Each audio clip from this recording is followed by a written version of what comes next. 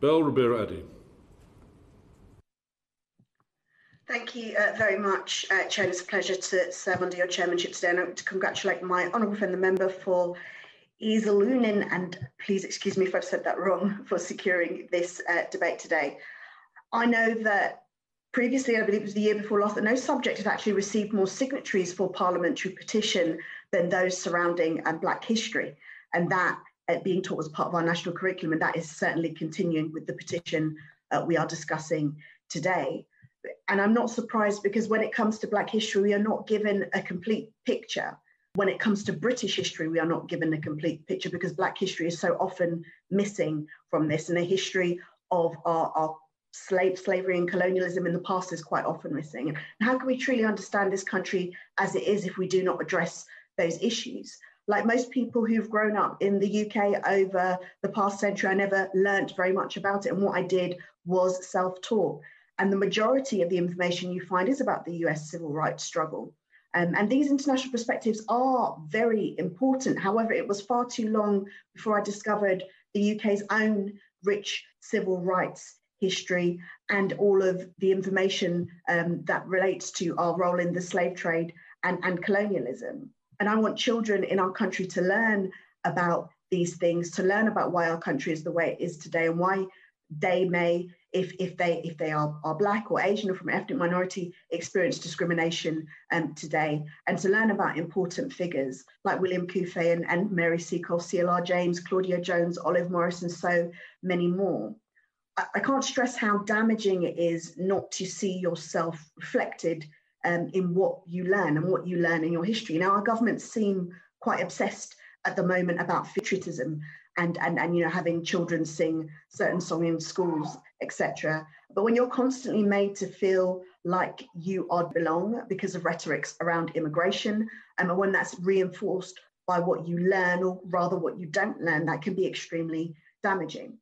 Now, my first Black relative born in the UK was actually born in 1806 in Twyford in Winchester. His name was Thomas Birch Freeman. He was the son of a freed slave and a maid. He went on to become a Methodist minister and eventually settled in Ghana, but often travelled between Ghana, Nigeria, and the UK. And when I read about his history, I don't hear how strange it was for a Black man to be walking around in the UK at that time. Black people have been a part of this country for hundreds of years, but far too often people today are made to feel like it's very, very recent, in the past 50 or 60 years, and that they are still very much migrants. Now, we also know that history is always written by the victors, and that's one obvious explanation for the status quo in terms of how we learn at the moment. The historical amnesia surrounding our country's own civil rights struggle and the slavery and colonialism that came before has a pretty blatant function in our political discourse, I think, because obscuring the past victories of the oppressed and marginalized doesn't help prevent it from being repeated. Now, people often refer to this sort of teaching as decolonizing our curriculum, and I think it's important to note that it's every much about class as it is about race. In school, we have other notable gaps in our history lessons about struggles, for example, the miners' strikes, the poll tax riots, and the accomplishments of trade unions. The attempt to put the history of slavery and colonialism and Black civil rights in the UK into the curriculum is an attempt to put the history of working classes onto the curriculum. And it's very, very key to note that. And I worry that there is an ideological reason behind resisting, because if working class kids learn about movements for change, and if they learn about just how much power they have as citizens, what's to stop them from recognizing the parallels about what's going on in the present, and more so what's to stop them from mounting effective challenges and bringing about change. Now, touch on the Black history generally, and we know that this is usually confined to a month, and that month is really a means to an end, because what the end has to be is actually giving everybody a very clear picture of our collective past, and that's why we cannot keep confining it to that 1 month.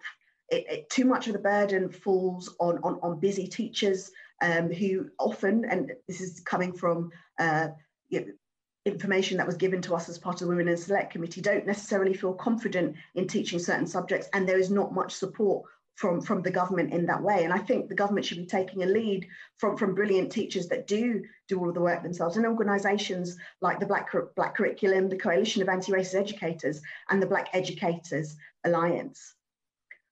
Issues of race, it feels, are always treated completely differently, and I think that's wrong.